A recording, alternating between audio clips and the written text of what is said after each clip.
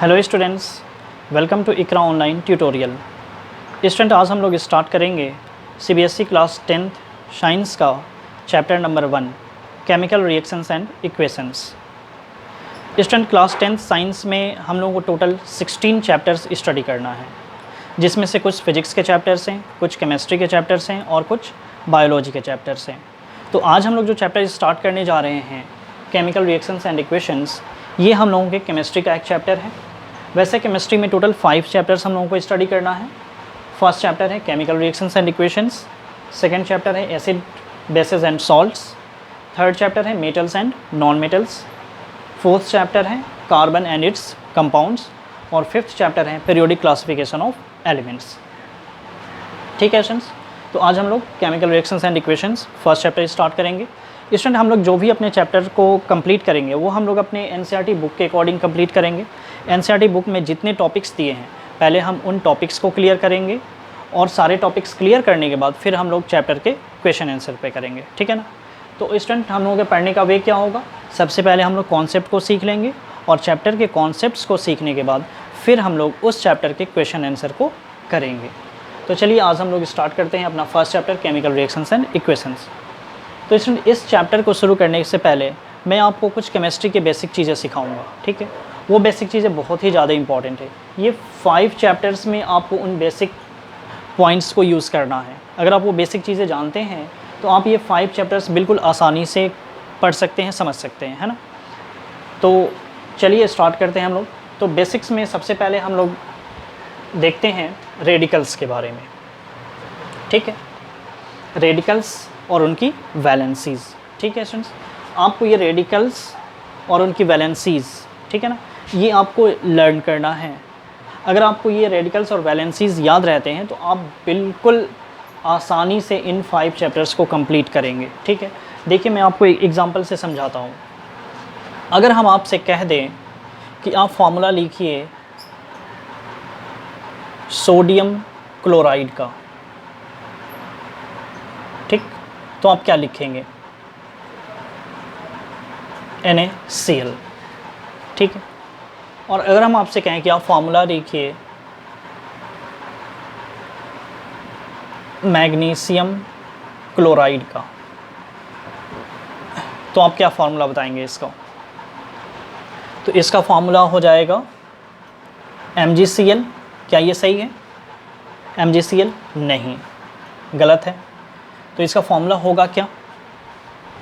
इसका फार्मूला होगा MgCl2। ठीक है ना, ये फार्मूला सही है।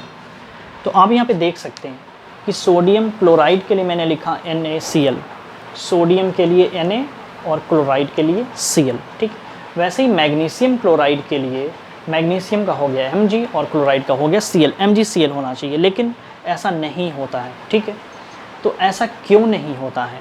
आखिर MgCl2 क्यों है इसका फॉर्मूला?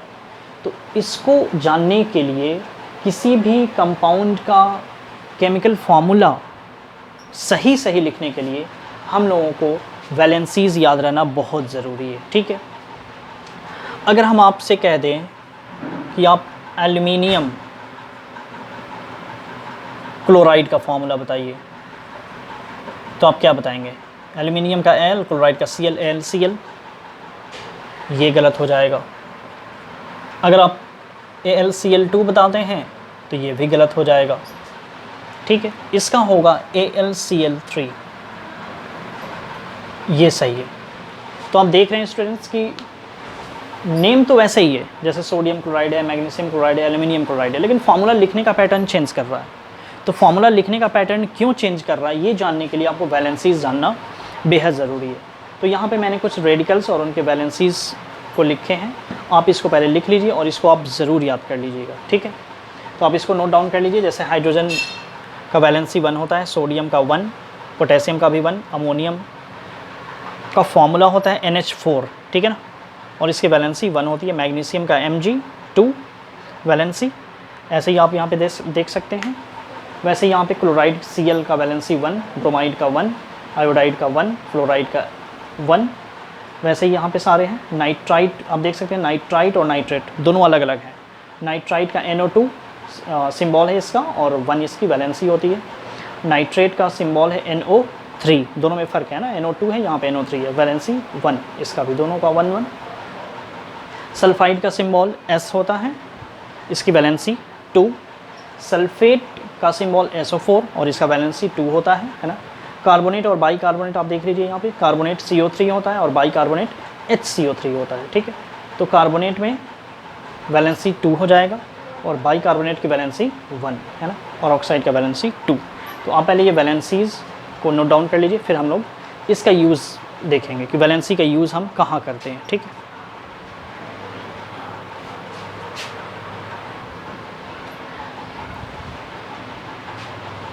चलिए स्टूडेंट, तो अभी हम लोगों ने देखा रेडिकल्स और उनकी वैलेंसीज़ के बारे में, ठीक है। अब हम लोग देखते हैं कि उन वैलेंसीज़ को यूज़ करके हम कैसे किसी भी कंपाउंड का केमिकल फार्मूला बिल्कुल आसानी से लिख सकते हैं, ठीक है।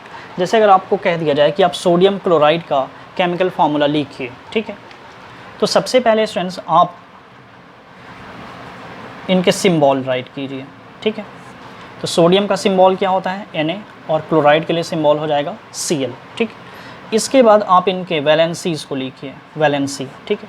सोडियम का वैलेंसी 1 और क्लोराइड का वैलेंसी 1, ठीक है। अब हम लोगों का केमिकल फार्मूला बन जाएगा। आप इनके वैलेंसीज़ को एक्सचेंज कर दीजिए, ठीक है। यानी सोडियम के पास वैलेंसी दे दीजिए किसका, क्लोराइड का, और क्लोराइड को वैलेंसी दे दीजिए सोडियम का, ठीक है। तो Na के पास आ जाएगा ये 1 और Cl के पास आ जाएगा 1, ठीक है स्टूडेंट्स। तो यहाँ पे 1 1 हम नहीं लिखेंगे, एक सोडियम और एक क्लोराइड है तो हम केवल NaCl लिख देंगे, ठीक है। तो ये हमारा सोडियम क्लोराइड का केमिकल फार्मूला बन गया, ठीक है, chemical formula of sodium chloride. चलिए अब हम लोग बनाते हैं मैग्नीशियम क्लोराइड का केमिकल फार्मूला। तो सबसे पहले हमें इसका सिंबल लिखना है मैग्नीशियम और क्लोराइड का Cl। इनके वैलेंसीज़ को लिखना है, मैग्नीशियम का वैलेंसी 2 होता है और क्लोराइड का वैलेंसी 1 होता है। वैलेंसी को एक्सचेंज कर दीजिए, मैग्नीशियम के पास आ जाएगा 1, हम 1 लिखते नहीं हैं। क्लोराइड की वैलेंसी यहाँ पे ये 2 हो जाएगी यहाँ पे, तो ये MgCl2 हो जाएगा, ठीक है। ये मैग्नीशियम क्लोराइड का फार्मूला बन गया। अब आप बना सकते हैं एल्यूमिनियम क्लोराइड का। तो सबसे पहले आप सिंबल लिख लीजिए एल्यूमिनियम और क्लोराइड का Cl। एल्यूमिनियम का वैलेंसी 3, क्लोराइड का 1, ठीक है। तो एल्यूमिनियम के पास आ जाएगा 1 तो Al, और Cl के पास आ जाएगा 3 तो AlCl3। तो अब आप स्टूडेंट्स देख सकते हैं सोडियम क्लोराइड का NaCl, मैग्नीशियम क्लोराइड का MgCl2। तो यहाँ पे 2 कहाँ से आया, अब आप समझ सकते हैं कि ये जो मैग्नीशियम की वैलेंसी है वही चला गया कहाँ, क्लोराइड के पास, तो ये MgCl2 हो गया, ठीक है। यहाँ पे एल्यूमिनियम क्लोराइड का अब आप समझ सकते हैं कि यहाँ पे 3 कहाँ से आया, तो जो एल्यूमिनियम का वैलेंसी है 3 वही चला गया क्लोराइड के पास, जो कि यहाँ पे Cl3 बन गया, ठीक है ना। इस मेथड को स्टूडेंट्स हम कहते हैं वैलेंसी एक्सचेंज मेथड। ये जो केमिकल फार्मूला लिखने का तरीका है इसको हम कहते हैं वैलेंसी एक्सचेंज मेथड, ठीक है ना। वैसे आप अमोनियम क्लोराइड का बना सकते हैं। अमोनियम का क्या होता है सिंबल NH4, मैंने लिखवाया है इसको। क्लोराइड का Cl, दोनों की वैलेंसी 1 1, तो ये हो जाएगा NH4Cl अमोनियम क्लोराइड का, ठीक है ना। चलिए आप इसको फटाफट नोट डाउन कर लीजिए, हम कुछ और एग्जांपल देते हैं, ठीक है।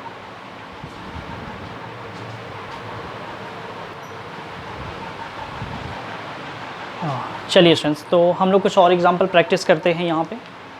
जैसे आपको दे दे सोडियम हाइड्रोक्साइड का केमिकल फार्मूला लिखने के लिए, सबसे पहले आप इनके सिंबल लिखिए, सोडियम का Na और हाइड्रोक्साइड का OH, ठीक है। इनके वैलेंसीज़ को आप राइट कीजिए 1 और 1।